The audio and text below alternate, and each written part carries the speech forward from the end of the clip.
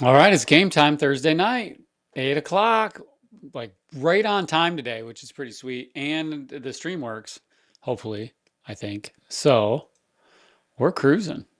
We're off and running. All right, I got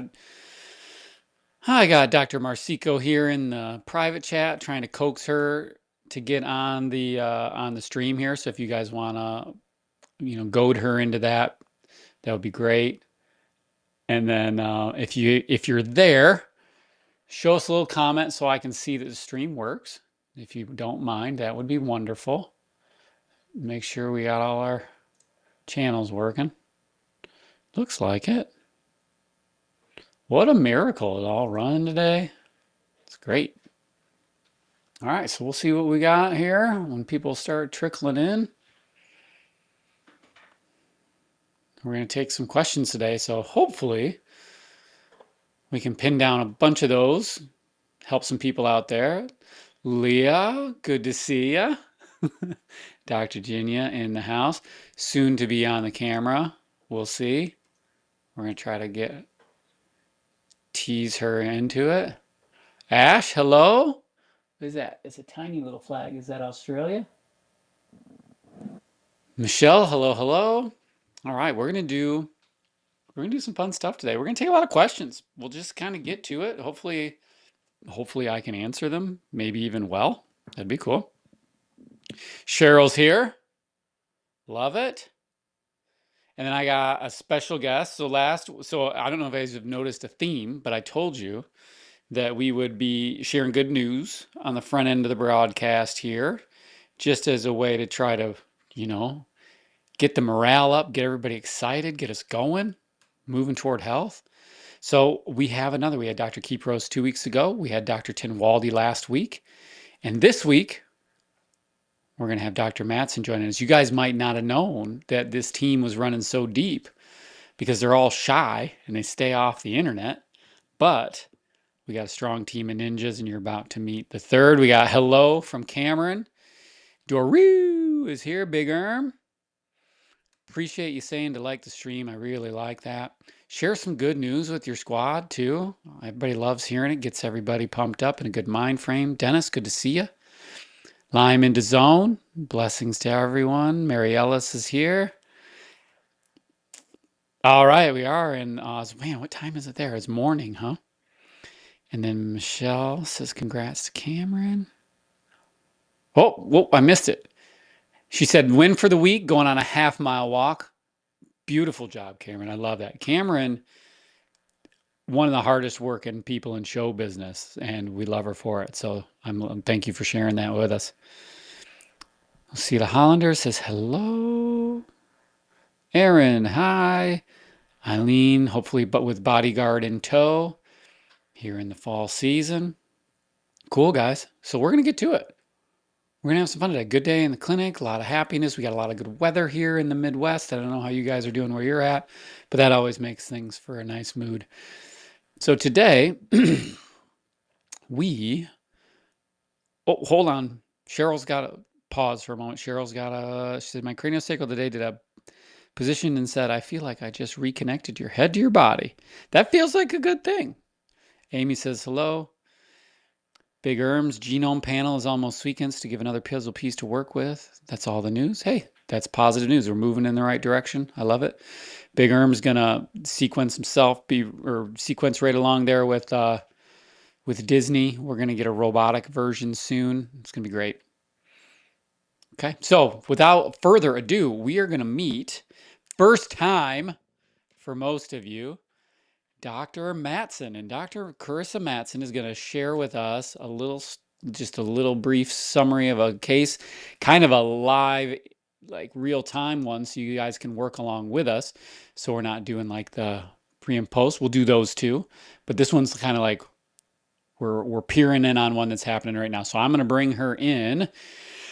Here we go. Dr. Matson, good to see you. Nice to be on. All right. So here you got a case for us. I do have a case, and as you mentioned, this is a live case right now we're working on, so we don't have a beginning and an end, but we've got a beginning and then like midway progress through. She's doing a great job, so I'm gonna share some great numbers with you guys. So just give me a sec and I'll share my screen.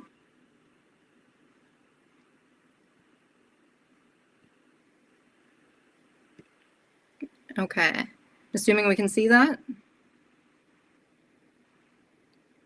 So let's start out, introduction to the patient. She came in with some fatigue, brain fog, concentration issues, and these were getting pretty debilitating where she had to take and actually stop her job because of all of the symptoms. So she had recently, before seeing us, gotten a diagnosis of POTS. And we then took, and you've seen this sheet before. Dr. T showed it last week, and Dr. Keiser's shown a bunch of these, but I'll go over some of this stuff. So we went and just got a bunch of autonomic values here. Let's start looking at heart rate. So the white part here is when she's laying flat and resting. And then when we go up to the gray, it's in the 70-degree tilt. And then we go back to supine at the end. So she starts off a little high. And then when we bring her up, we go almost 30 beats higher, which is about the range for what you'd consider POTS. But now we want to know why her heart rate's going up. So if we go over here and look at the cerebral blood flow velocity, that'll be this number here, if you can see my cursor. And we give a nice percentage here that shows what percentage of the laying down cerebral blood flow velocity we're looking at when we go up on the tilt. So we want this first number to be 90 or higher, and then all the rest of them 85 or higher. And you can see the ones that we have darker here. She's dropping down below the values that we want to see. So when we bring her up, she's losing blood flow up into her head. And we get a little bit back when we get to, if we go over to the subjectives here, you can see that dual tasking brings it a little bit higher, but we're still losing some more blood flow in at that 70 degrees, and then it'll return when we go back flat. So when we redid this, we went 7 days later. So she'd had a whole week and then a day of treatment before we ran it again. And let's actually start on this side. So if we're looking at the mean percentages over here, you can see that they're all way above the minimum of what we want them to be and right in that normal range. So that's fantastic. We're super happy when we see that. And we do note that her heart rate is still a little bit high, but that's good news that even with the high heart rate, we are seeing the blood flow being where it needs to be. So now the heart rate's not just going without getting the blood up there. We're seeing the heart rate high that's actually doing its job. So as we're working through this, now that we have the blood up into her brain, we can take and start making more changes now that we have the fuel to make the changes. Okay. So that is this case. Dr. Keiser, do you have anything to mention on this?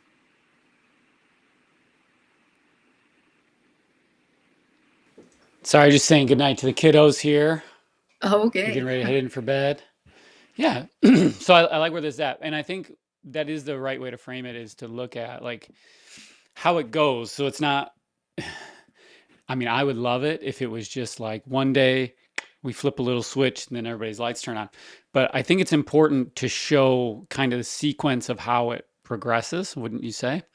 And then what's cool is you watch these values come up and you can kind of start seeing the lights turn back on, which is fun. It's really just exciting to be part of, actually. Just to be around people in that state's really great.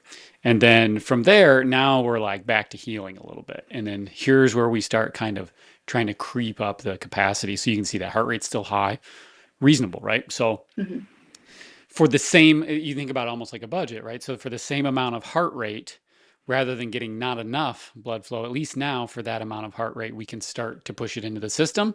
Now, the next goal, as you said, will be able to hold that in the system and then let that system work less hard to get there. And that's beautiful. So I love these. I love like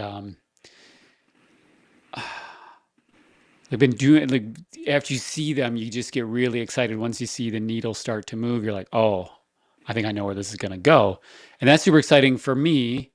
And I think for patients, it's kind of like it's good to see that because we're not there yet where it's like I'm doing amazing, but it's at least evidence of like you can see where it is going. And we get to see so many of them that we kind of know what that looks like deeper in the pocket. But it's nice to be able to just give people that moment of like, oh, like something is actually moving. This is great. So yeah, that would be my contribution. I'm excited for it. I love doing this.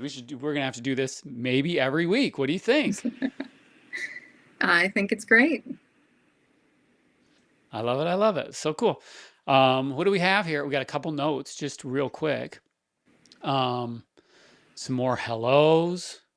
Appreciate all you guys. Got Irene McBean popping in. Rob's here.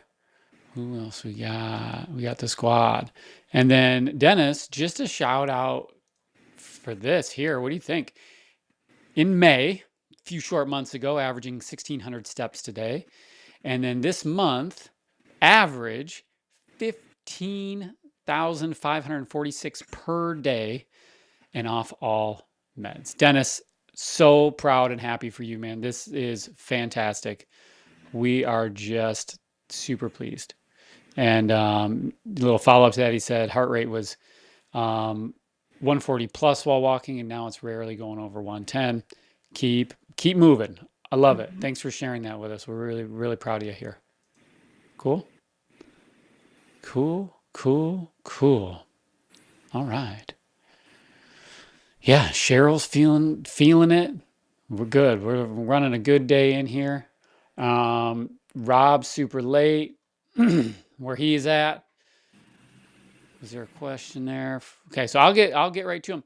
So, Dr. Matson, are you sticking around or is this your moment to go out on a high note and bow out for the evening? What do you think? We have a couple of reports to finish for some patients in the clinic tomorrow. So I'm Okay. going to leave a little early today. Maybe in the future, we'll stick around a little bit longer, but got some stuff to Love it. do. Well, thank you for joining us. We're not, I mean, we'll take the moment same way for Dr. Kipros and Dr. Tenwaldi. Just so pleased with what you guys are doing. Just want to thank you in public. It's great to have a great team, just building these neuro ninjas out there, and we'll just keep it going. So thanks for joining us. But make sure those reports are amazing, and and we'll see you in the morning. Okay. All right. All right. Take care. Okay. Thanks for doing that, Dr. Matson. It is just us now, team. Just you rowdy folks and me. Here we go. All right, so Dr. Genia's got some questions popped in here for me. So number one, can you discuss inversion for POTS? Any danger here? By inversion, I'm assuming that you mean something that looks like an inversion table, perhaps. Taking your head, tipping it under your feet. Not dissimilar from when people lay down in a recovery position. I wouldn't put it in the harmful category by any means. Um, just helps gravity be able to push it there faster. Sometimes in a rescue position, that can be nice. Interesting things to maybe pay attention to might be what you notice if you are inverted. And also, you don't have to be able to dump it all the way down. Like you don't have to have head down like you're trying to torpedo into the ground. It can just be tipped down a little bit, and that's going to create a lot of graviceptive help there. But what you'll notice is if your head starts to feel full, if you start to feel a pulse in your head, if you start feeling itchy in your head or tingly or just the things that happen when your head fills with blood. And you may choose to kind of like go into that position and then come back up if that's something you're interested in trying. Worth pointing out at this point, none of this is medical advice. We're chatting on the internet, just talking about educational things. So if that helps, you can try it. But yeah, inversion doesn't have to be very big. It can be really slight. And you want to pay attention to if it feels like we're getting some passivity into the system. And what I mean by that is so the same way it can be hard to push blood in when, dealing with the gravity of pushing it up, when it goes down, you can have the same thing going the other way where it can kind of rush into your head and it's harder to push it out. And this may bring on like a different load of symptoms, which can be useful to understand because then you can see, hey, maybe what's the quality of the control system in my brain? So, good question, good place to start. Let's keep going. I'm going to try to keep my eye on our chat roll here while Dr. Ginia pumps these questions in here.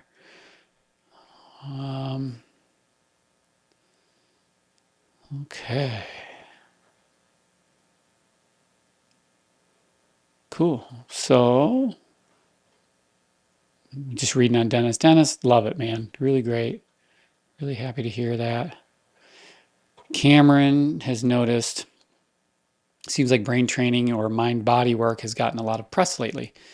Is this the approach only effective if there's a limbic system involvement, or it can be addressed the ANS through other pathways? I'm going to take this one because I think it's really important.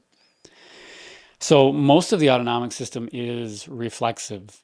It is a thing that just happens in order for us to ground relative to the context that we are in. Okay. So if you're sitting watching Netflix, that should be a different amount of load or a different amount of energy demand, different shunting of blood than if you're running around on a soccer field, right? And we should be able to detect the difference and rapidly adapt to that. That's kind of the goal. So when you think about things that are relative to what we think about as top-down control, so using my thoughts as a way to be able to control autonomic outputs assumes that the thoughts themselves are creating the underlying problem, right? So if I am in a scenario where I have an overreactive system responding to my own internal thoughts, different than interoception, then I'm having a hyperkinetic response to that.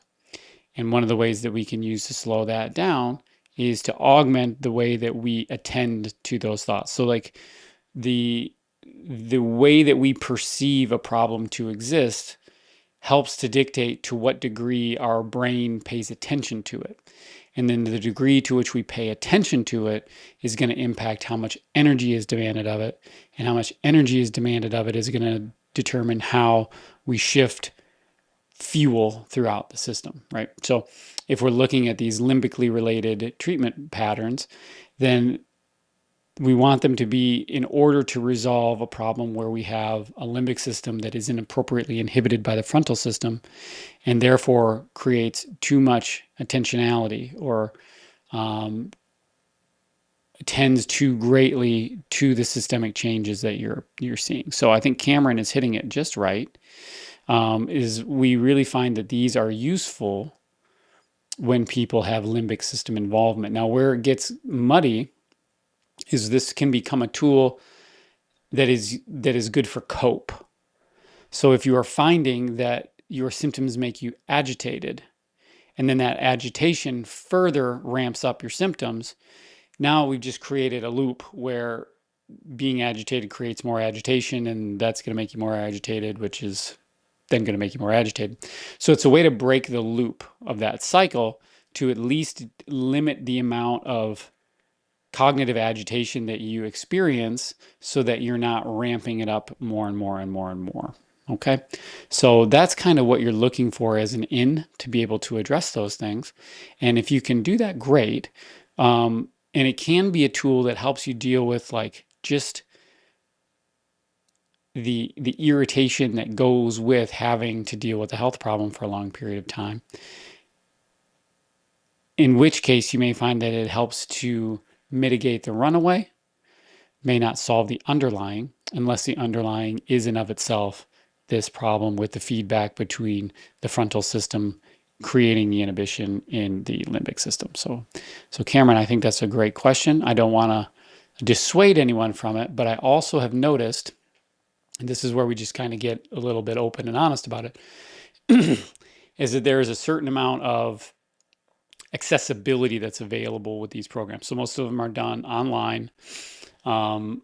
There are things that are kind of easy access So they're easy to get involved with, which I don't think is a bad thing. I think that's great. And then the second part of that answer though, because it's easy to try, you can try it, see if you like it, it's all good. And then from there, you can see like, does this solve the whole problem or do I need to look a little bit deeper? Okay.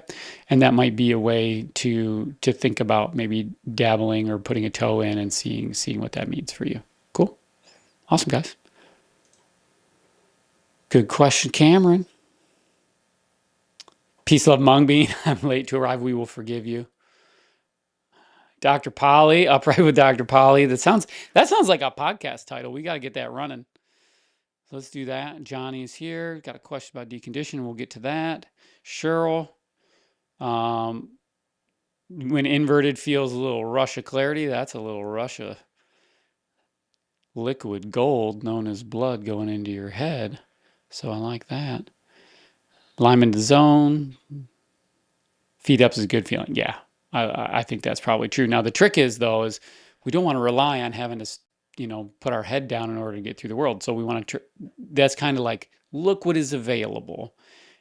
This would feel great. And then how do we teach our brain to be able to take that same thing it's doing now and there and use it when we're upright? And that's the fun stuff. Cool. Okay, Mathieson, I see you.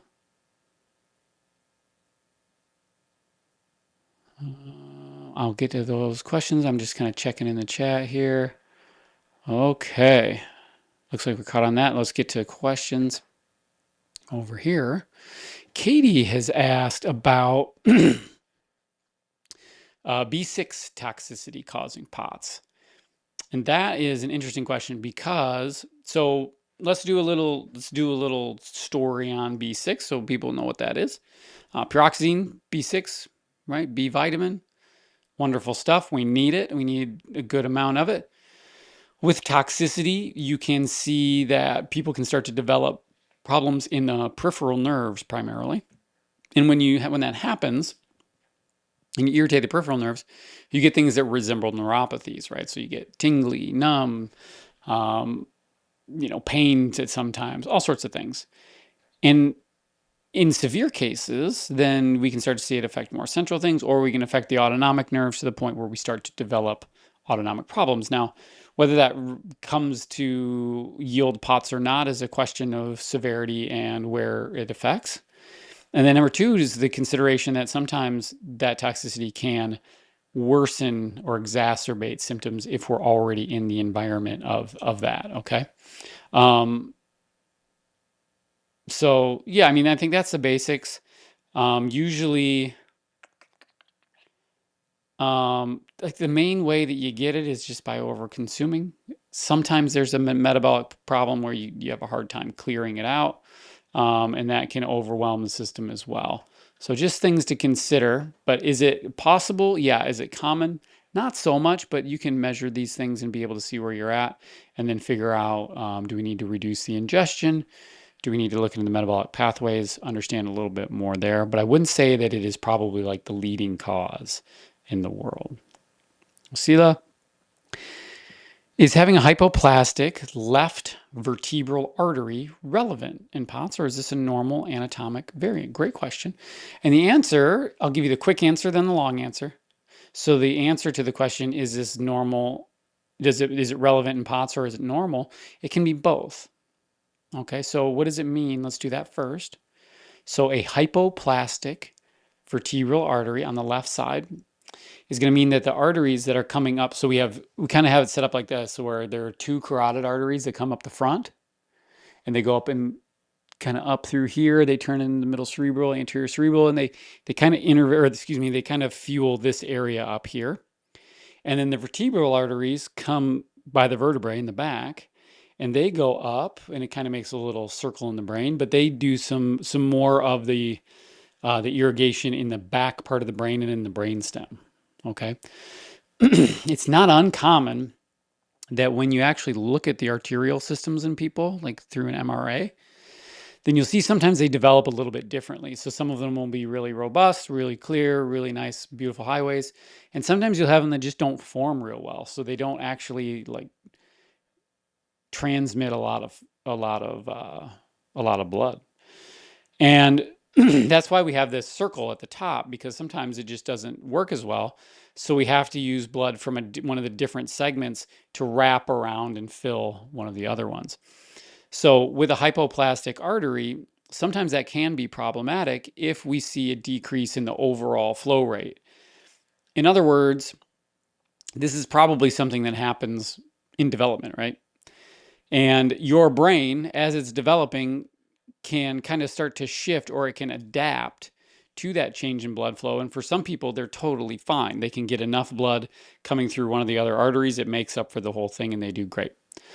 Other people, if the brain doesn't adapt to it as well, may be more prone to, if they do a certain amount of activity, or if they have a certain type of a head movement, that they actually decrease the flow, and then we start to see symptoms, right? So an example of that could be if I've got a left hypoplastic one, it means I don't have enough fluid or enough blood coming up.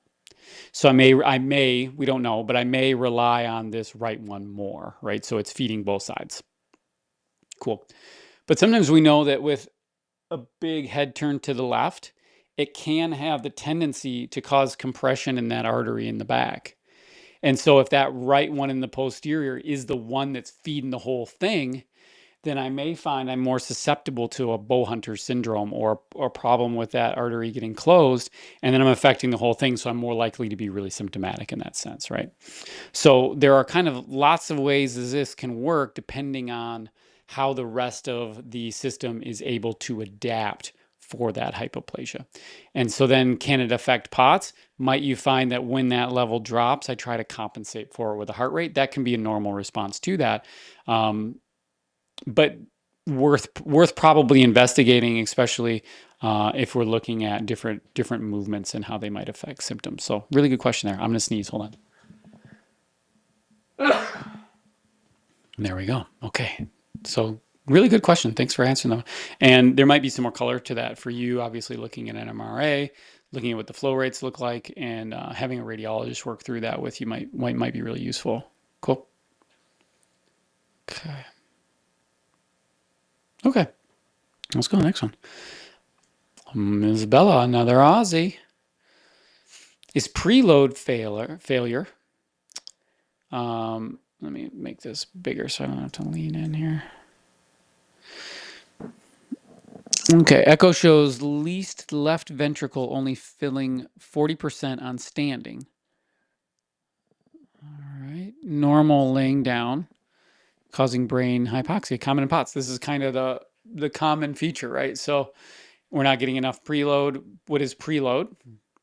So preload is the blood that comes in from the venous system, so the used blood, getting recycled back to the heart.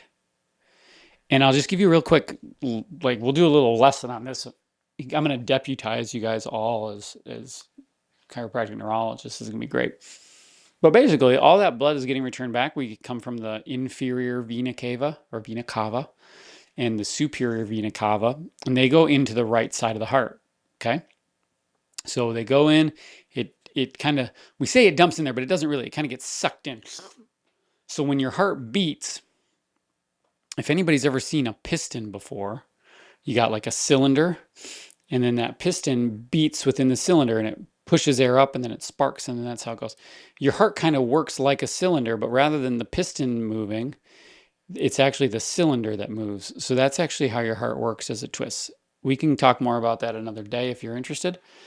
But part of the process of that, as it's squeezing and opening, the opening part is actually pulling blood into the heart. Same thing's happening when I'm breathing. I'm pulling blood into the lungs, which then pulls blood from the heart into the lungs, right? So we have these two different gradients that are kind of pulling blood back toward the heart. So the question that's kind of interesting here is that when we're thinking about preload, we're pulling blood back through that vena cava into the right side of the heart, into the atrium, then gets pulled into the ventricle, and then from the ventricle into the lung. So it squeezes into the lung and also gets pulled into the lung. And then that the lungs, plural, I guess, are going to be what reoxygenates the blood, sticks it back into the left side of the heart, and then the left side of the heart pumps it out to the body. So if we're finding that we're not getting a lot of blood in on the right side of the heart, then it's harder to pump it out on the left side. So a couple things that we think about are how well the pressure gradient is changing within the heart and the lungs that would normally cause that blood to kind of be pulled back. That's number one. If we're finding that we're having a lot of problems with even getting blood into the splanchnic arteries, which is kind of like in your gut, like below your ribs in your belly, we all pool blood there. That's not unique. But what can happen is sometimes if there's more laxity or in that system isn't responding, the venoconstriction doesn't allow as much of that to get displaced back into the heart, and then we can slow that as well. So what we normally think about is pooling. Everybody has some degree of pooling, but your brain kicks in and responds with a little bit of just a little bit of compression that helps to push some of that blood like a big sponge, like push it out of that reservoir and back into your heart. But it's got to know to do that. And it's got to be able to close that feedback loop where it recognizes that it's got to be able to get some blood up and then to be able to create the venoconstriction that would then be able to pull that up. And we have arterial pressure that also contributes to that. But if the ejection fraction is low, then we're going to see that it's going to be harder to be able to push that blood through the arterial system as well. So we want to think about what is being pushed from the left side of the heart. How is that being controlled in terms of pushing blood through the system? And then on the return side, are we able to create the negative pressure through like the vacuum of pulling it in that allows us to get it back to the heart as well? So if you think about all those little different areas, that now gives you the way that someone could think about how to solve the problem, because you want to understand what of those things aren't doing the job. More than one, all of them, one of them, I don't know. But then you look at that as a way to say, okay, well, if I can right that wrong, if I can get that to work again, can I get this system to create that normal loop once again? Okay, so that's the way I think about it. That may require some more hunting to be able to solve this problem, but I love that you got this test so we can look at and see that ejection fraction change. I would love to see what's happening up top and see if we're getting blood up there, and then look at how that is then controlling flow through the lower extremity. Okay, good, good. Okay, I'm gonna keep rolling. Looks like we got some good questions here. I'm gonna try not to skip around. Um, hold on. Michelle says, "Bless you." I'm not sure, Michelle. I'm not sure who you're talking to, but Rob did say thank you. He didn't have a question, but he did say just want to thank the team. Into making the content. I appreciate you saying that. We actually, believe it or not, I know it feels like we're just hanging out here, but we actually spend a great deal of time, not just in creating it. I spend a lot of time sitting in front of camera creating it, but also with Dr. Jinya, with Dr. Kipros, with Dr. Tenwaldi, with Dr. Matson, kind of with the ear to the ground, considering what people are struggling with, where we can close the gaps in the knowledge. And we spend a lot of time figuring out how we can do that, or what's the best way to communicate it. So I appreciate you saying that. And then he also said, wasn't doing well for several days, spent those days binge watching shorts. Oh boy, now pressure's on. I got to make sure I'm doing well at them. Help get through the bad days. I hate that you're having the bad days. Um, but any help that we can be, I really appreciate you saying so. And let's try to keep more good days on the horizon. Cool. Okay. Thank you for saying that. Brenda. Brenda asked, I think this is in response maybe to Dennis talking about getting back walking and how that's been super helpful for him. So how do you start walking when you have POTS, long COVID, balance issues, etc.? Well, I mean, that's a tough question because there's a lot of different pieces to it, right? And we don't know why. I think the better maybe frame of that question might be to start to think about how do we start increasing activity levels. One of the things that we know is that just allowing, it's kind of like I have my friend Mike is an airplane mechanic, and we talk about airplanes I dream about airplanes. I'm too scared to fly them. He flies them, but I'm too scared. I'm a wimp. He talks about, planes and working on them. He says like you have to run them. They don't do well if you don't run them. So they have to be used. And that's part, like using them helps keep them healthy. And it's like, man, if that's not an obvious corollary to humans, I don't know what is. And so what we're thinking about here, Brenda, is like we got to be like an airplane. We work better when we're being used. So maybe walking isn't quite on the table yet, right? That's the goal. That's where we're headed. But maybe that's not where we're starting from. And that might mean contextually putting you in a position where you can still use your body to some degree. And it doesn't have to be a ton, it's just adding movement to the system again, kind of like, greasing up the Tin Man and being able to start to run those systems so they get used to running again. So the example of that might be sometimes we have to just people can't be upright. They just, like we saw here, if we can't get people to just stay upright and get blood in their head, then we probably don't want to exercise them while they're also trying to get blood in their head. Like those are two things that are hard that we're not able to do, which is the reason that we're not feeling well in the first place. So if we take gravity out of the scenario and we let people lay down to where they don't have to solve that problem right now, but we let that system run, flush the fluids, get the muscles going, get your breathing up a little bit, get that under control, then sometimes that helps us to be able to get that machine going in a way where we can do more. So the question to think about, Brenda, might be where are you? What kinds of things can you do? Can you do it for a minute, right? Can you lay down and cycle your legs for a minute? Can you, lay down and do circles with your arms for 20 seconds? Then you just start where you can start. And then as simple as it is the next day you just try to do the same and maybe a little bit more. James Clear wrote a really good book, Atomic Habits, and what he talks about is not setting the threshold or like the goal so high that it feels hard to do every time.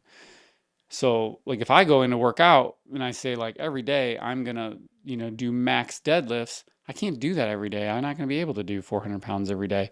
And so I'll lose and that will affect my motivation. But if you can say, I'm just gonna lay down and I'm gonna move my legs for 30 seconds.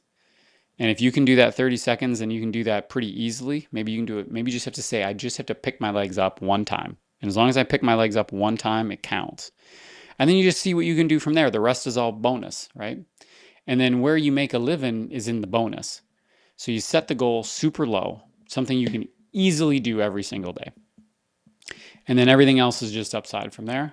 And you just try to build a little, just show up and do that goal a little bit every day. Now, when we look at the other parts, POTS, long COVID, balance problems, etc., these are things that may have to be handled more specifically so that we're not bleeding off a lot of energy in trying to, manage these symptoms, but actually start to shift that energy toward healing.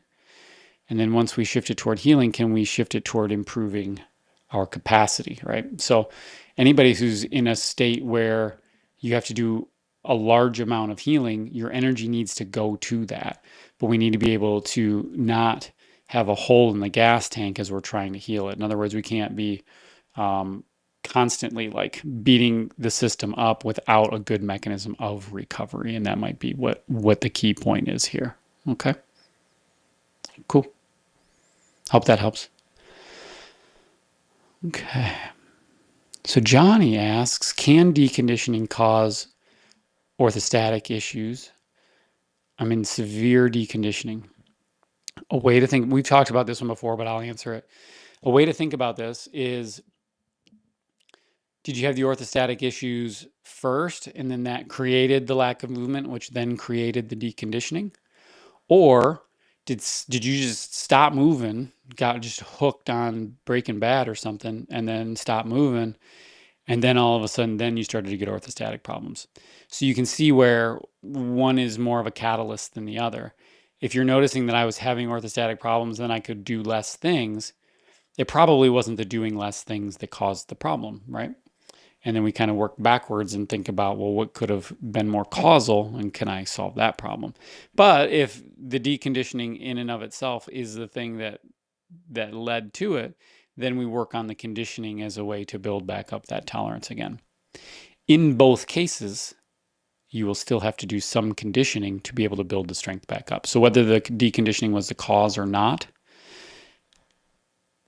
once we're at a point where the underlying is solved, we still have to build up the tolerance and build up the strength again. All right. Oh, Matheson, this one looks long. Okay, I'm going to get my reading glasses on here.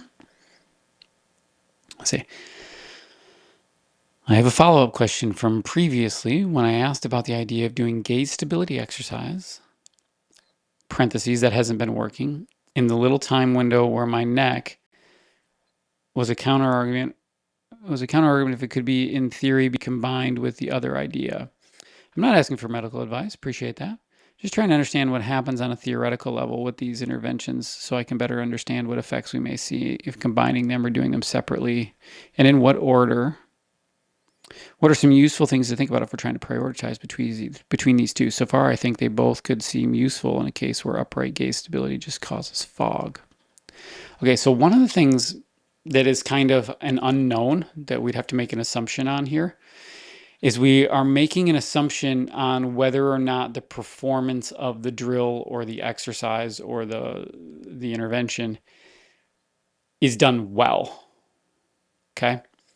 So my experience is that okay, I'm gonna go a little bit deeper into gaze stability. I hope you guys don't mind. I'm gonna sit up in my chair a little bit.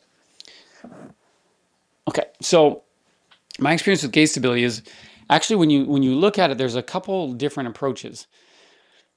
It's a tool that's used in vestibular rehabilitation, vestibular rehab, and it's usually done as a way to try to stabilize the way that your eye movements are being moved inside of your relative to your head, right? So can I move my head and have my eyes hold the target with stability without jumping around?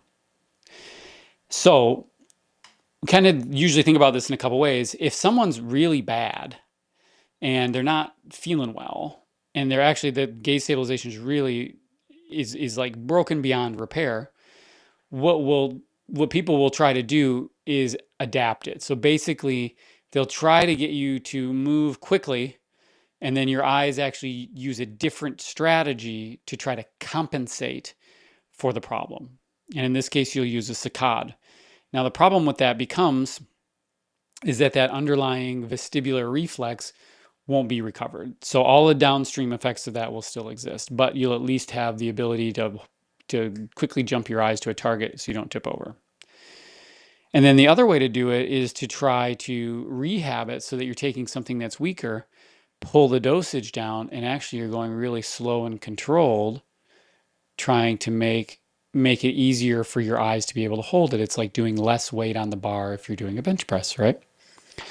So a lot of times when vestibular rehab is done, it's not discerned well which one should be done. In most cases, we actually want to start with the slower version and see if there's capacity to be able to regain any of that function before we skip over it and then try to, create a new crutch, right?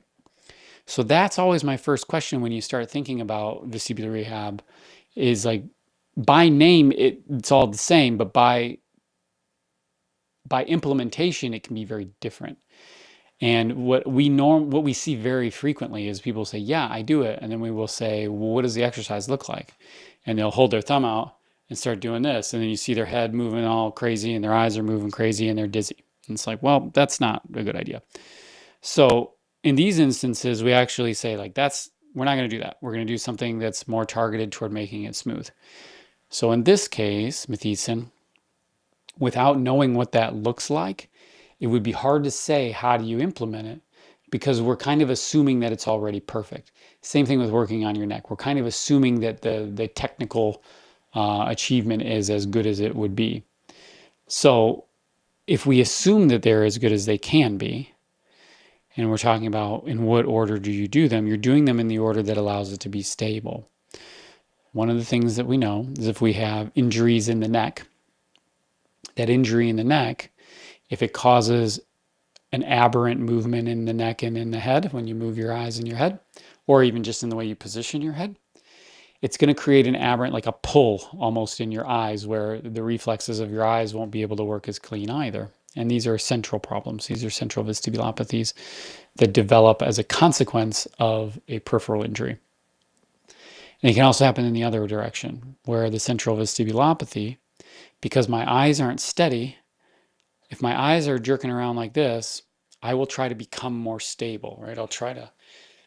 My body is going to try to be more still. It's going to try to move less so that I don't lose my place in the world as easily, which means I'm going to have my neck is going to get tighter with something called a cervical colic reflex, and it just happens automatically. So that's why in some of these cases where we look at gaze instability, we may have to actually address the gaze instability on its own without using the neck and irritating it. So we have to do it a little bit differently. It's kind of like doing them like this.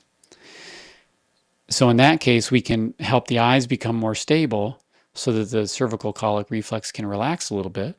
And then we can start to incorporate neck movement. But you can see how, depending on which is kind of driving the injury, we're going to have to figure out which order it is going to be in. And then we're usually going to have to pull back the stimulus way further than you think so that it is a little more manageable and more accurate. We talk about all the time. We are a quality over quantity type of a field, meaning it's way better to do 2 good ones than 10 bad ones. Because all those 10 bad ones do is keep the circuit going of the faulty response. We want to break that faulty response with perfect ones. And that's how to think about it. So I know we're seeing here that your question got chopped up a little bit funny. That's okay. I think I understand. I understand what you're asking for. Is it relative to like which do I do first? Can these be applied together? Theoretically, how would you do it? That's the way I would think about it. Is number one, which faulty mechanism is driving the system? And then I would consider, am I at a dose where I'm able to do the required task perfectly? And if I am, there may be the interaction between those two systems that we have to break apart further. So if I'm doing gaze stabilization, typically I'm going to be doing it moving my head on my neck on my shoulders, right? But in some cases, when that neck is really problematic, I may have to actually do it in a whole body format. So I can still stimulate my vestibulo-ocular system, but I'm taking my neck out of the game. And that might even be something we have to do laying down or with someone else supporting your head or with some sort of sensory trick that helps you do that. Okay, so I hope that's a useful answer. I think it applies for a lot of people in the room, so it's worth spending time on. For everybody in the room, I know you got a lot of questions. I know there are a lot here, but I'm going to try to take my time and answer them well in hopes that it might help with some of your questions, but also just helping everyone in general. Okay. All right. So Aaron with POTS is pushing through counterproductive. Good question. I notice after exertion sometimes I feel normal and then a crash comes a day or two later. Is it the same as MECFS with energy and enveloping or looking at energy peaks and demands? Yeah, so normally with any amount of exercise, there's a possibility of delayed onset muscle soreness. That's usually going to come in that window. So that's tricky, right? It's going to come a day or two later, and those things can be associated. So we don't want to over index on those. So the question about pushing through is a really good one because I think a lot of people are dealing with it. Because there's different parts. Number one is what you're talking about, yes, where people can have post-exertional malaise, and we have a really hard time being able to create any sort of traction with exercise because we end up in this like cycle of exertional response, right? We also know that there are some features of these two diagnoses that overlap. Remember, POTS is a syndrome. MECFS is a syndrome. That means they're both defined on the basis of what their symptoms look like. So you're basically, do you check enough boxes of these symptoms to be able to be put into the group? Okay. Personally, I feel like this is not a great way to diagnose people because as you can see, if you look at the symptoms for both of these syndromes, they overlap a lot. So they're hard to differentiate sometimes. And also, it doesn't tell us anything about why it's happening. So therefore, it's hard to generate a treatment because you don't know why. I'm perpetually in favor of trying to understand what is like solvable underneath it from a physiological perspective. What can you get to operate better? And another way to think about that might be how could you provide some assistance to help that person's body get through the problem that they're having and being able to heal? Because that's really what we're doing. We're trying to remove a barrier to healing. Okay. So back to the original question of is pushing through it okay? It depends. It depends on what you're pushing through. And it depends on if it is energy giving to the system, right? Does it help make you a little stronger? Or is it pulling out and then we're not able to recover effectively afterwards? So, what we're actually looking at is we're looking at training the recovery system. So, if we're not able to recover from the inputs, then the inputs are too high. We have to pull them back to a rate where we can recover and then be able to repeat and then be able to scale up. So sometimes thinking about it in terms of like, am I building out recovery? Yes. Is it going to be hard to recover out of deconditioning? Yeah, it is. It's going to suck.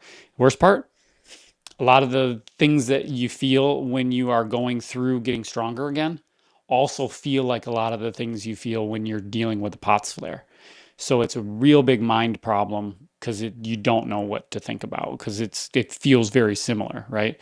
But anybody who's familiar with that process or working out knows that like that process of working out and getting stronger again comes with some of those similar feelings. So it's hard to know if it's good or bad. So it's a good question. The way we think about it is thinking about, do we have the underlying substrate available to do it? In other words, are we getting blood flow to our head like we saw earlier? Can we withstand orthostatic challenges like we talked about earlier? Do we see normal fluctuations in blood pressure related to things like a Valsalva or when people get breathing heavy? Or do we see problems with the way these reflexes work? Do we see breakdowns in the ability to be able to sense where we are in space, both externally, the world around us, exteroreception, or with feeling where our, like how our body is working? Are we getting the normal signals propagated to the brain the way we should? And this is interoreception, right? So can I feel my body the way I should? All these things are going to contribute to whether or not that exercise is useful or not. So if I have those problems underneath it and they strain those more, we may find that you just on a cycle of not being able to cut through it. But if we solve those underneath and it allows you to be able to get more energy through the system, kind of break through that threshold, then we want to actually push you through. So it comes with a little bit more understanding of the context as to what we're pushing through and what's working well. And that gives us a better sense of like, should we be worried about this or not? And that helps us to be able to work that out. Okay, so good question today. Love it. Okay, I'm gonna get a drink of water real quick. 1 second.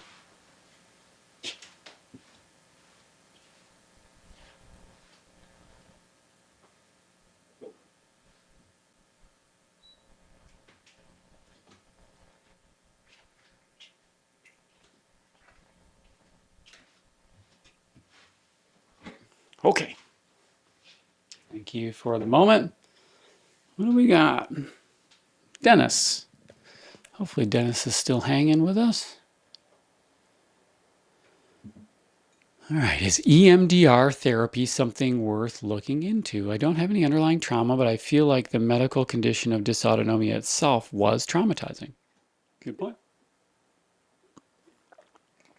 That's what that's kind of, this comes back to the point we were talking about earlier when we were talking about using like limbic training and like, is that the causal factor or is it a good coping strategy? And here Dennis is highlighting the utility as a coping strategy.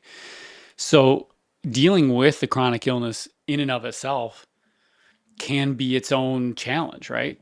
It's tough. It's a hard day's work.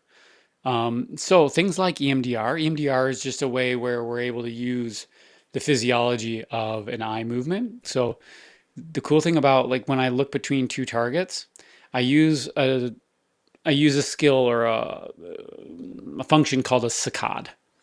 And that saccade is the fast recorrection of an eye movement from one place to another, redirecting the orientation of the gaze. And that particular activity is done using portions of the frontal lobe in the prefrontal cortex called the frontal eye fields that projects to some areas in the brain stem and then out to the ultimately the nuclei that control the movement of the eyes, right? So it's this nice loop pattern. And we can use those as a way to stimulate that frontal system. So some people will do that through meditation or through mantra, like saying something internally or being able to visualize something. But we can also do it just from the mechanics of moving the eyes.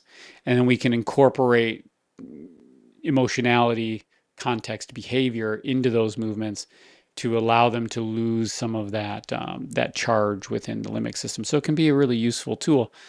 And I love that you're framing it this way because you're able to say, "Hey, I'm here's my purpose for using it. I want to use this as a way to be able to pull down some of that sensation that I'm getting about dealing with this problem while I'm also working on solving it." So I think it can be a really great tool for that, especially if you know why you're using it. And there's some really great people that practice this, and yeah, I think it's great. The other thing I like about tools like these is that the risk is crazy low. So even if it doesn't work, fine. It doesn't cost that much. You don't have to like do any irreparable damage, right? You're not dealing with something that could forever alter your body. So you can try it. And it's great because trying things is like probably what's going to solve it.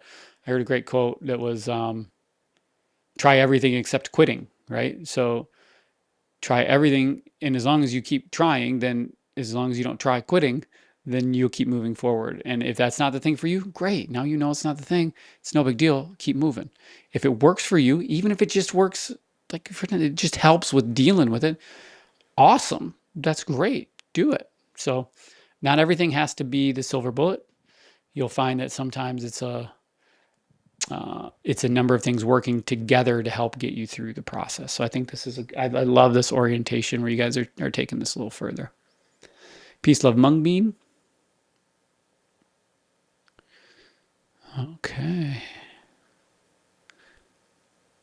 So what role do differences in fibronectin make or play in the formation of the abnormalities in the structures involved in OI?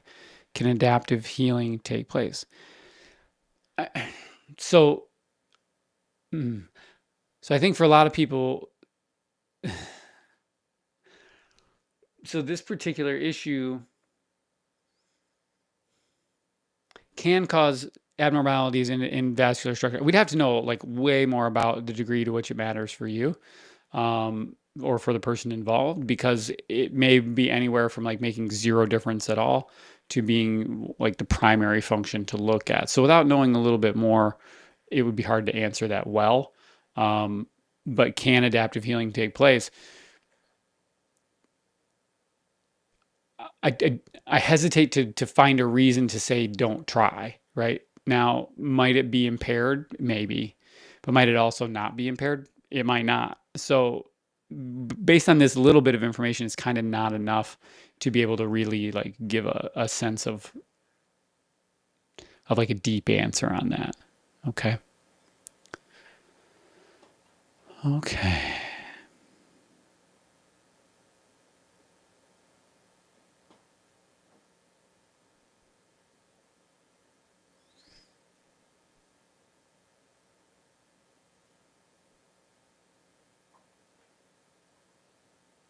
Sorry, I'm just reading here from like a little follow up from Miss Thiessen here. Was asking about narrowed it down to not being a neck irritation issue, but more of an issue with getting blood flow to the left side while doing the VORs. I'm struggling to choose between trying, and I don't see the rest of it. I mean, you guys solve the underlying problem. So if it's not a neck irritation problem, solve the VOR. If it's actually a blood flow problem, then then what we would do is take away the challenge that is blood flow and put you in a position where you don't have to deal with that challenge and then work on just the VOR component and then build that back into the orthostatic challenge again. Okay. If the neck is problematic, then we do it in ways where we don't have to involve the neck in a meaningful way. Okay. Okay. Rob. think I recall seeing an older short video of yours saying that fixing blood flow to the brain first before trying HBOT. In a recent video, you shared your support for HBOT. Suspect I have blood flow to the brain issue, but not have data to support this. Is it still worth trying HBOT to see if one may feel better? Or does many dives have to be done to notice benefit? Really good question. A couple layers to it, so I'll go through it. The way I think about it, if I get to apply the HBOT, is that I'm going to think about doing it in a way where I want to control for the blood flow. Now, the benefit is that you can get in a chamber that lets you lay down, which means you're going to be able to have the ability to not have to overcome gravity, and you'll be able to load the red blood cells with as much oxygen you can, which is going to take it around. That's helpful. We also need to be able to stimulate the tissue to be able to utilize it functionally. So that's like a separate part of the game. Now, can you use them in tandem? You can. And can you use HBOT without necessarily trying to solve for that problem? Sure. That's like the way most people probably do it, right? Um, so is it worth trying to see? That depends on, that is hard to know because I don't know the case. I don't know how to give an answer to that. But if I was trying to give just some general thoughts, um, the calculus that I would use to see if it's worth trying, because you're saying, okay, I'm going to be laying down. We're going to just push a bunch of oxygen into the system. That might help me just get an edge on being able to heal. Maybe I can get going. And this works for some people, right? Which is super cool. So then you have to figure out like, well, how long do I give it? How much work do I put into this? Reasonable question. I would say that yes, typically you will have to take several dives before you notice that it's going to be beneficial. It's a serial type of a stimulus, so you got to do it over time.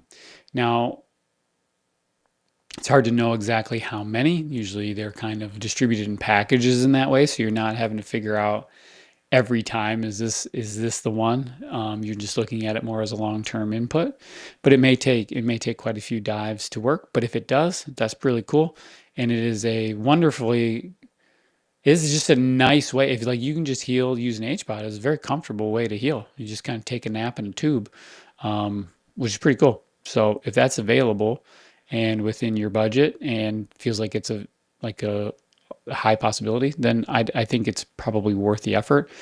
Downsides are actually pretty low to these. You know, just be careful of the simple things, going up and down too fast. You might get a little headache, might get some pressure in your sinuses, and you just work through that as you go. Okay, cool. Ritvik! Well, I didn't see you sneaking in there. Good to see you.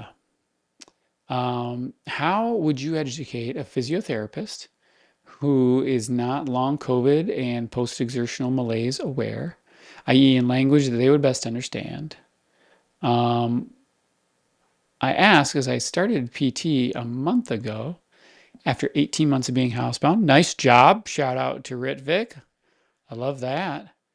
While it does help, also happy for that, my step count is going down. How do you balance post-exertional malaise and exercise to not be deconditioned in your patients? Really good question. Great ones tonight, team. So I don't know what you're doing in PT. I also don't know what problem we're trying to solve underneath that. So with those two caveats, I'm going to do my best to try to give you some things to think about. With the PT, I don't know if we're working on just improving muscular endurance or muscular strength, or just trying to get you to be able to do more stuff, or if we're targeting, some sort of, vestibular rehab, or if we're in exertion. I don't know that. But what I would say, just specifically related to PEM, is if you're doing PT, you're increasing your overall workload. So depending on how much it's increasing, if it's a significant amount, you will probably notice that your additional step count may go down. And then the question is am I getting more out of doing that PT than I was out of my steps? So do I feel like the trend is heading upwards in a way where even though I'm not walking as much, I'm putting energy into this other system that's helping me get stronger? So that's kind of like, that's the first part. As far as language that I would use to help them understand, that's actually hard because it's in a whole different paradigm, right? the typical PT paradigm, which I think is good, comes from largely like a musculoskeletal world. Like that's the way brain, that's the format that that memory card is encoded in. And so progressive daily resistance is the game, right? So a little harder every day and you get stronger. Now, sometimes it's just not, that's not what they experience, that's not where they spend their time, and then being able to do that, the dose is just high. So you may consider just thinking about it in terms of like um you're trying to treat, it's harder because we're taking it into a whole different system, right? So, and I don't know which one to talk about with you, if it's if it's a circulatory thing or if it's actually something different, but putting it more in language that helps support, like we're working actually not specifically on like gross motor output, maybe so much as we are is refining or fine tuning a particular movement. And that fine tuning unlocks the next movement that allows us to do more. So you may just think about it in terms of scale. What is the lowest input that we can give that provides scale? So what is the simplest thing that we can do that helps improve the outcome or the function? And so that can be harder because sometimes we're just trying to load up and do more stuff. Okay. I don't know if that's good language or not, but and also it just depends on PT and or just practitioner. I don't want to say PT because I know a lot of really wonderful PTs. Um, but just may be like what they're comfortable with. Are they trying to get better at doing that thing, or are they just trying to get through your session to get to the next one, to get to lunch or to get home? So there are some couple different pieces to that that make it a little bit harder. But just starting slow and steady and trying to get some traction and be able to measure things that allow you to know if you're getting some traction, and that may help you both communicate and work better together if you give something objective that you're chasing, um, to be able to move forward so that you both are speaking a common language. Okay.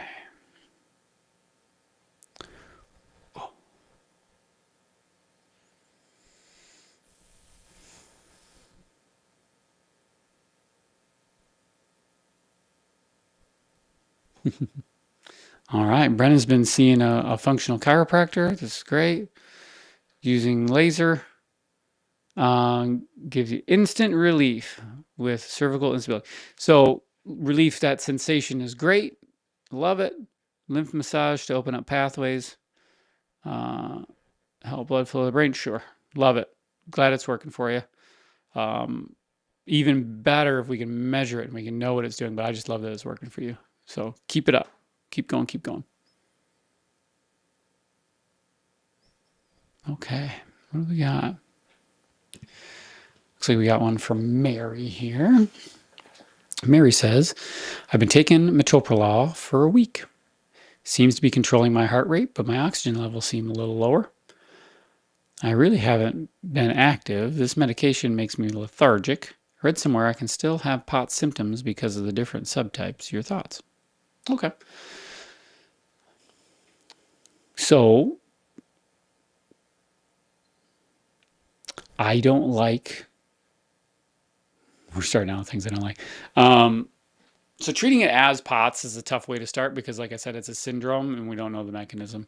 So if we're just slowing your heart rate down, sometimes we're taking away the thing that is the most, oh, let me take Brenda's now. We're taking away the most valuable tool you have in response to whatever the problem is, right? So usually the heart rate is not the main problem somebody's going through. It's the compensation for the problem. So if we take that rate down and we use some sort of a beta blocker to take the heart rate down, one of the things people will notice is that with your heart rate down, some of the sense of anxiety will go with it, which is a very welcome feeling. Sometimes your breathing's a little cleaner because it's just chopping off all of those things that it needs, right? But if your heart rate is up because your blood pressure is low or your cerebral perfusion is low, then you're going to notice that you're going to feel more of that symptom. Even though the heart rate is down, whatever, it just means that you can't do the normal thing that your body's trying to do to solve the problem anymore. It's got to try to find another way, and you're more likely to be symptomatic based on those things. So we notice that if people start to feel weaker, or like you use the term lethargic or more foggy or just more blah, that can actually be an indicator that we maybe don't want to block that heart rate so much and actually try to solve the underlying problem so that the heart rate doesn't have to crank on you. But that is kind of one of the things, because one of the things I've noticed, and this is just us chickens talking, is that a lot of people that use a beta blocker don't want to give up the beta blocker because it does help with like some of the feeling of anxiousness or some of the problems with breathing. But it also is the thing that limits being able to go further than that, right? So it's like this trade-off where you're like, oh, it's the only thing that's given me any relief. I don't want to let that go. But then also it's like, well, but do you want to like do more than you're doing right now? Because if so, then we may have to find a way to like actually just not need that and have your heart rate be able to come down, which means we got to solve a different problem. So that conversation's a good one, and I love that we keep getting to have it. Um, but hopefully it's useful to you. Maybe it sparks a little something in your mind to think about, well, maybe I need to just look a little step deeper, and knowing that pulling that heart rate down more is actually a really useful indicator, because now we know, oh, that heart rate was high for a reason. And perhaps there's another underlying mechanism in that circulatory system that we could resolve, and then see if that heart rate could change. So I actually look at that as like a useful little indicator, and maybe that will be for you. So I hope it helps. Okay. All right. Linda asks,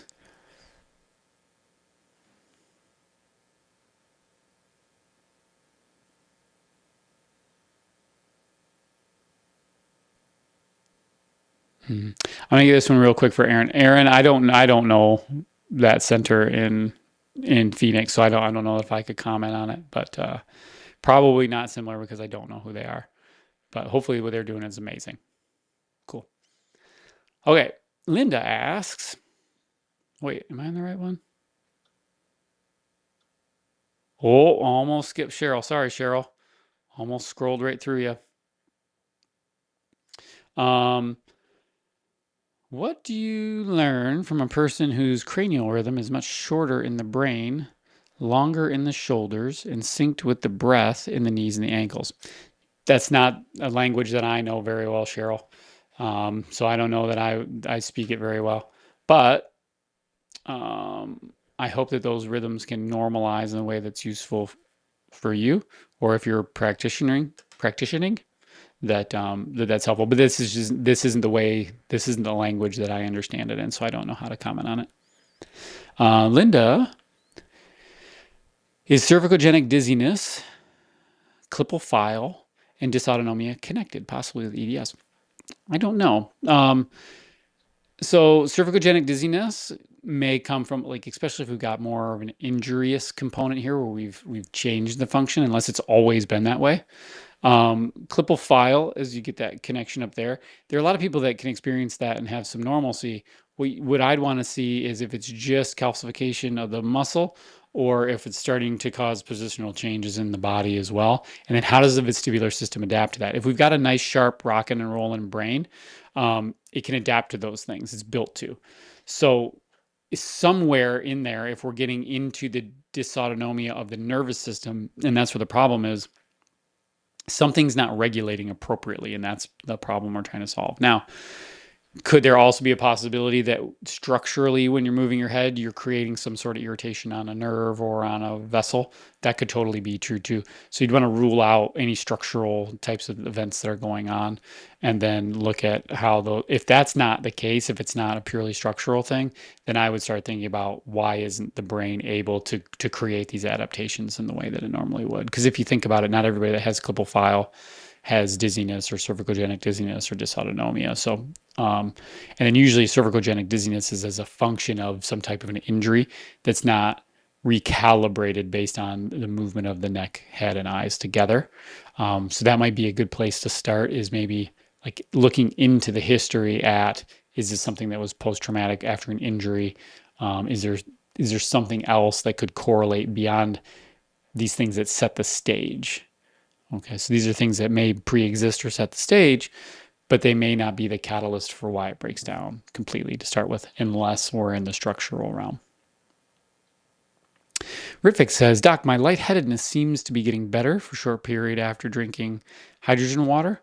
Could this be a placebo, or is there a mechanism behind it?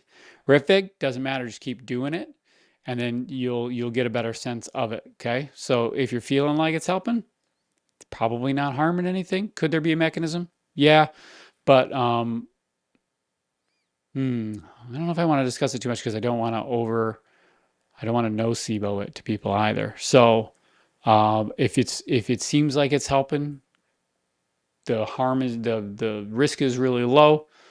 Keep running it. Let us know how it goes in the next couple weeks. Okay. I'm curious and I'm rooting for it. I hope it continues to be helpful for you. Okay.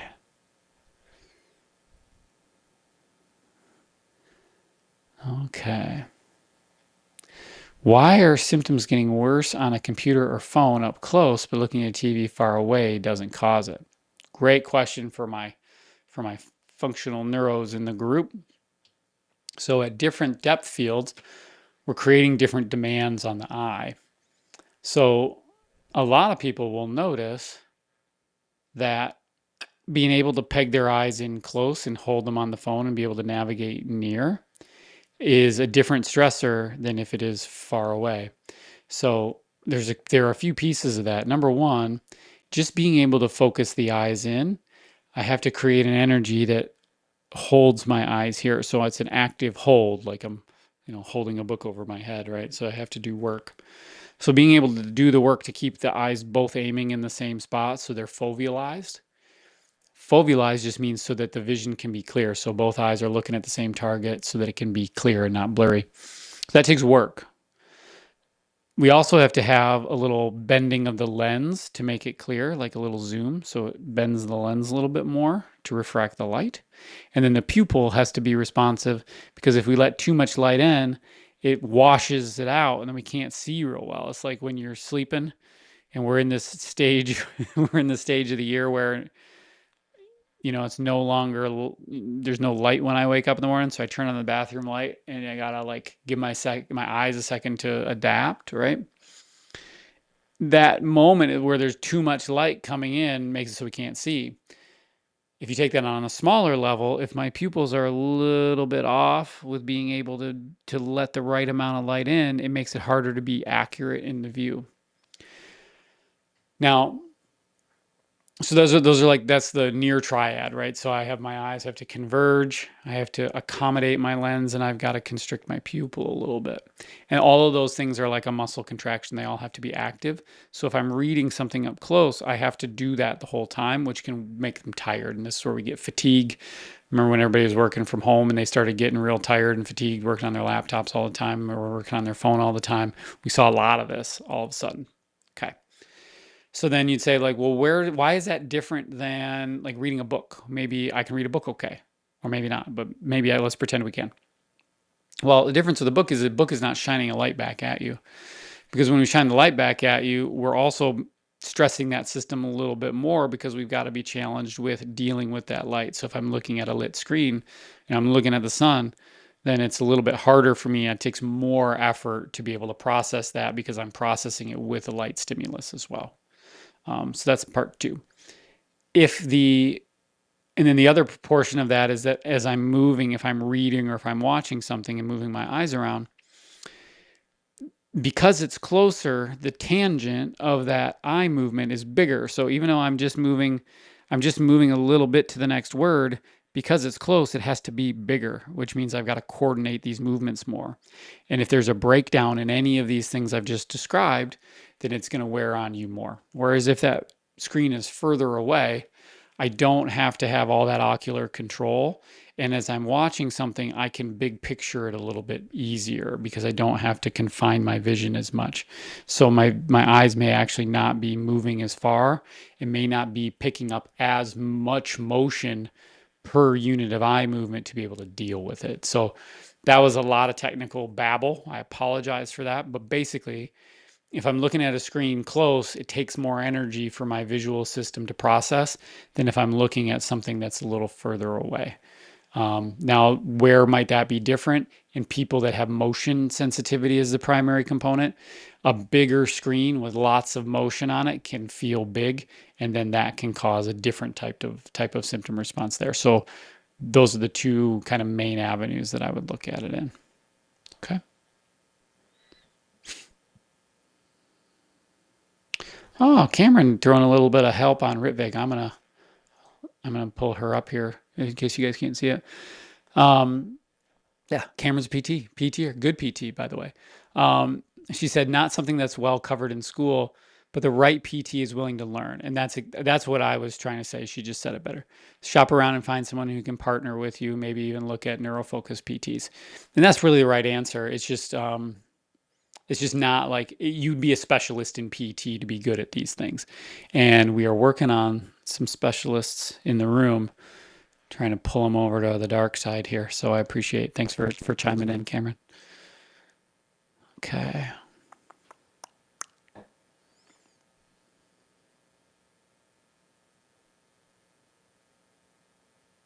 Okay. Let's see. Cheryl.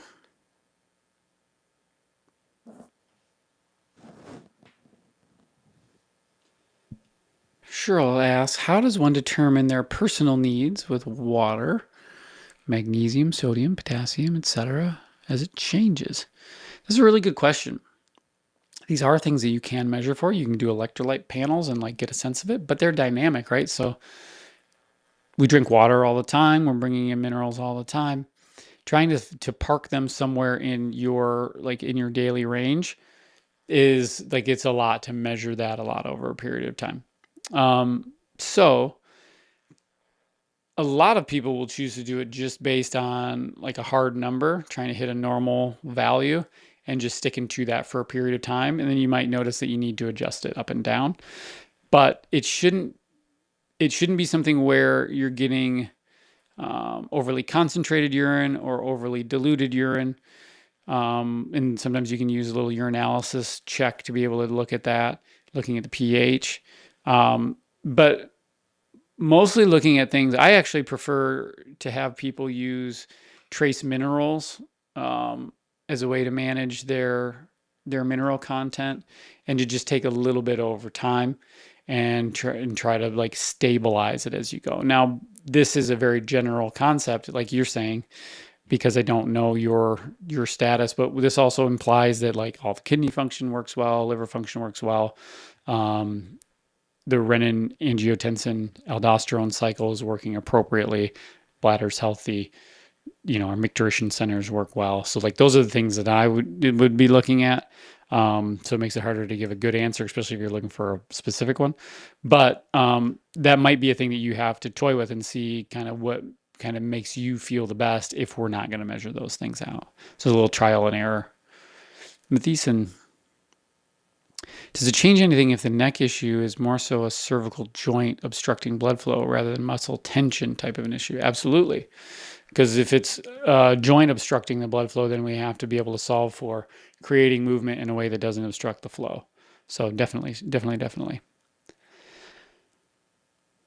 Okay. Any suggestions for MCAS where POTS is not noticeably present? Have you been to Nathan K? What a great name, huh?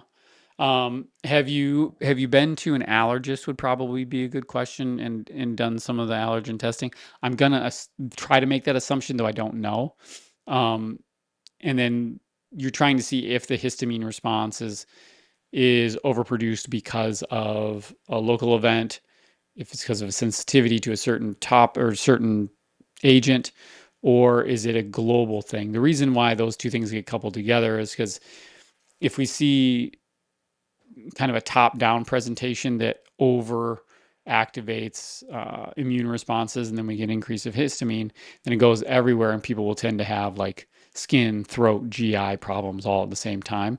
And that becomes the indicator that it's like something from the control tower that's messing it up. Versus if it is something that is specific to a certain enzyme in the system. So if we have more information on like probably starting at the allergist and then working from there. I'm sure that's probably where you're at, but I don't know that because I don't know your case. But And once you know that, then you're trying to pinpoint like what is the defect here. So you're just gonna need to know more. Johnny, can H. pylori or SIBO cause POTS? Yeah, so both of these are things that can induce an altered immune response, right? So if I have small intestinal bacterial overgrowth, it means I've already changed the pH in the system, or I have some sort of an infection, which means I'm going to require immune activation. And if I require immune activation, there's a high probability that I'm going to manipulate the circulatory system to try to help me do that, which I'm going to create hyperdynamic blood flow. My heart rate's probably going to go up. Um, and you'll experience a lot of things that look like POTS, even though what we're really looking at is an infection.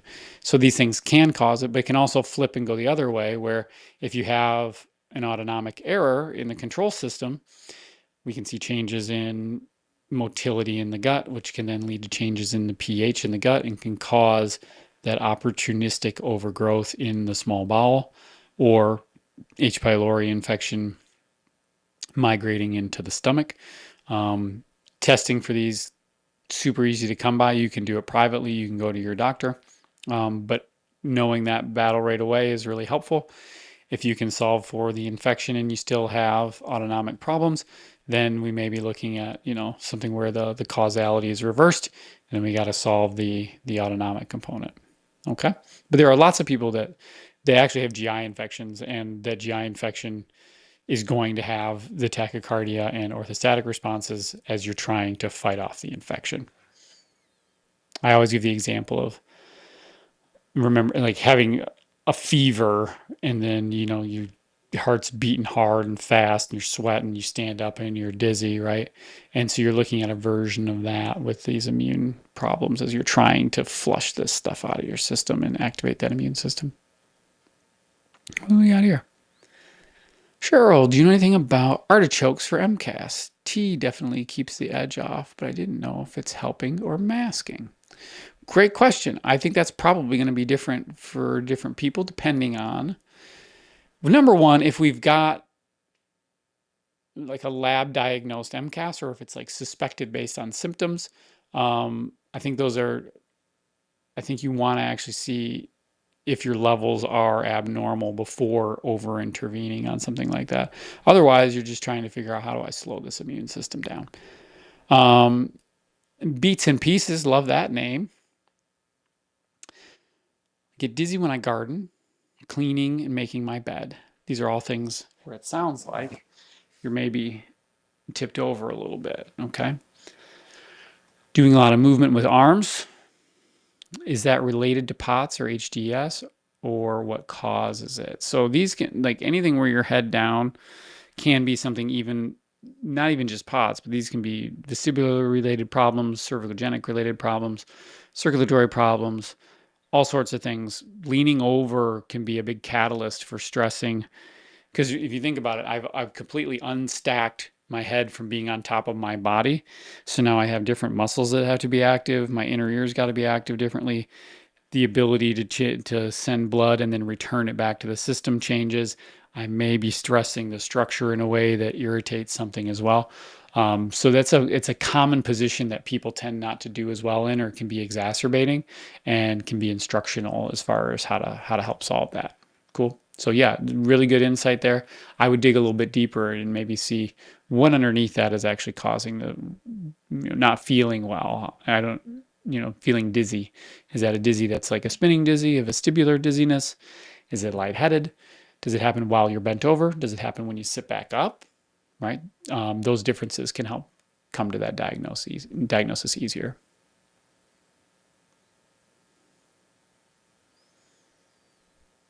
Okay, Rob's continuing on HBOT. Is it worth even trying 1 year after head injury slash TBI, or does the potential benefit diminish due to how long ago? You're still in the near term, man.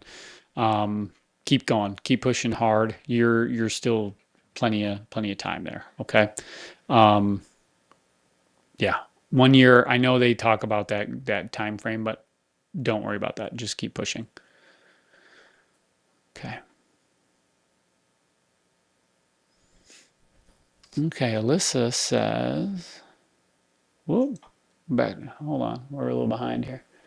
Um, yeah, electrolyte products. I don't use them. I'll tell you what. You want a little hot tip?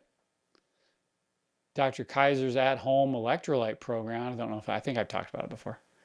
I use one old peanut butter jar full of water, glass jar. Clean it out though, otherwise it tastes like peanut butter, and that's kind of gross. Um, and then I use the drops of trace minerals. I use just a smidge of baking soda, and then a little bit of tart cherry juice for my heart. And then that's what I have in the morning. And then through the day, I will use just the regular water. We use the filtered water, so we have well water that runs through a gigantic whole house filtration system. And then we remineralize it on the back end. And that's what we use. And then I do use a little bit of trace minerals throughout the day. I don't use any of the products because they got stuff in them. I will use a noon tab once in a while because I like the fizz, but it's more of a treat. It's not really very functional for me. But I like using those strategies. You want to know a little bit about what your underlying system works like how great are your kidneys? And then also, Ginny brings up a good point is like, what is the quality of the water you're drinking? If you're drinking fluorinated water and it's got chlorine in it and you're running it through through the salt brine. Like maybe let's work on actually cleaning up some of the chemistry in the water so you're not having to use so many halides to be able to help you with cleaning it, but those are also difficult on the ionization. So that might be a place to start. If that's the kind of water you have, you might find something like a Berkey filter. They're a little pricey. There might be a knockoff version that's good, but something that does like a gravity filter through carbon that can help to do that. The reverse osmosis is great, especially if you're dealing with fluoride in the water, chlorine in the water, but you're going to have to remineralize it on the back end. Okay, cool. All right, Alyssa says, hi, Alyssa. I'm on a beta blocker and a synthetic corticosteroid. I forgot to take multiple doses in a row and felt truly awful. Curious if that's med related withdrawal or maybe just how bad I was prior to the med. I think both of those things are probably available. Without knowing a little more, I can't say because they're both possible, right? So but also sometimes people will feel better and they will feel worse off the meds, but that can be because your system's adapted to it. So now we've taken something that it was used to, and then we took it away real fast. And when we do that, now the system isn't adaptable, and you kind of stole its coffee for the day. Um, so that's another consideration is how quickly you come off from them. It doesn't mean that like that's how bad the system was, but when you take away the crutch, then that can definitely do it. All right, Beat says thank you.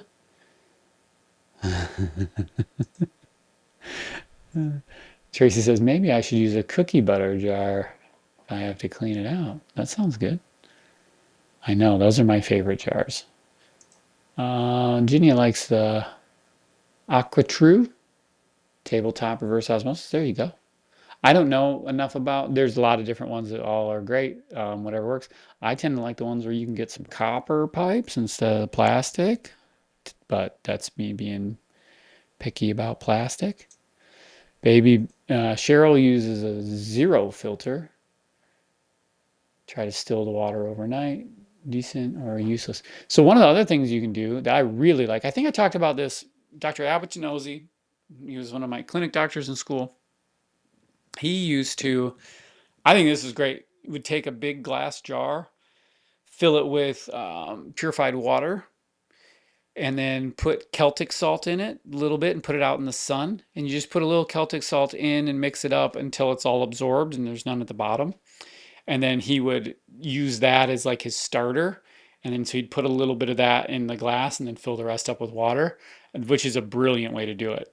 So I actually recant and would say that if this is something you want to focus on, that's probably the way that you might consider doing it. Cool. A little jog to my memory there.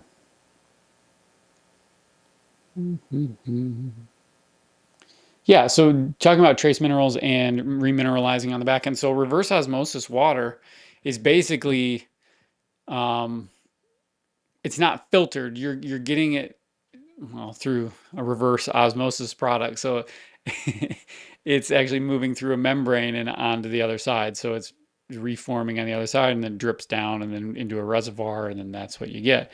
But it doesn't carry any of the ionization over or any of the mineralization over. So it makes it a more pure water, but it's kind of more of a dead water. So you got to put some ions back in it on the other side after you do that. So remineralizing can be good.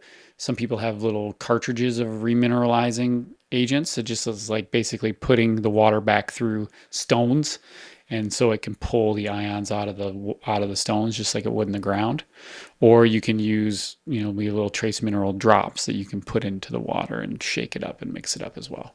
And trace minerals are you can look it up. We use like concentrace, I think is what it is. But it's just multiple different minerals that help to stabilize the mineral corticoids, which can be a little bit better than just loading kind of sodium like crazy. Okay. Oh, good. Ginny's got this here. I love it. So we covered a lot of ground today. We got water, we got pots, we got all of it. Wonderful. Well, I appreciate you guys hanging out with me tonight. Let's call it there. Really good stuff. Let me know what you think. I don't get much feedback in terms of like what you'd like me to do with the show. Do you like that we share the cases in the front end? What do we like? We're just trying to help you learn. We've been doing some more long form stuff. Chris has been helping us with that as well. And so hopefully that's good. If you like it, please, please, please, um, leave us a comment and just let us know so that we can have some feedback. And then it's helpful for me to know what I should spend more time on in terms of teaching. So, but thank you so much. I'll look forward to seeing you next Thursday. We'll find something cool to talk about, but also looking forward to hearing more great stories about what you guys are doing, how are we getting to feeling better, and then how can we just keep supporting everybody moving forward. So thanks a ton, and we will see you guys next week.